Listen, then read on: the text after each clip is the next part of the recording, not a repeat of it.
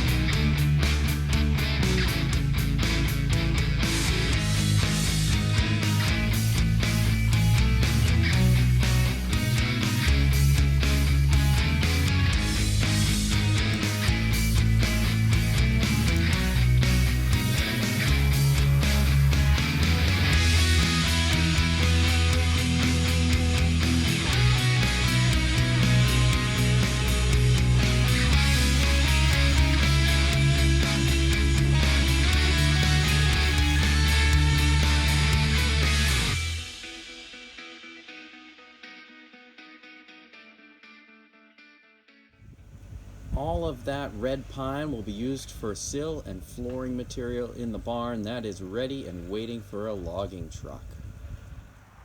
And this is a pile of white pine logs for the siding. About the same size pile as the red pine, but far fewer logs, much bigger trees. So there we have it. That's the material, all logged. About 4,000 board feet of red pine and another 4,000 board feet or so of white pine. Next, it just needs to get onto a logging truck and get up the road to get milled up into the lumber we need.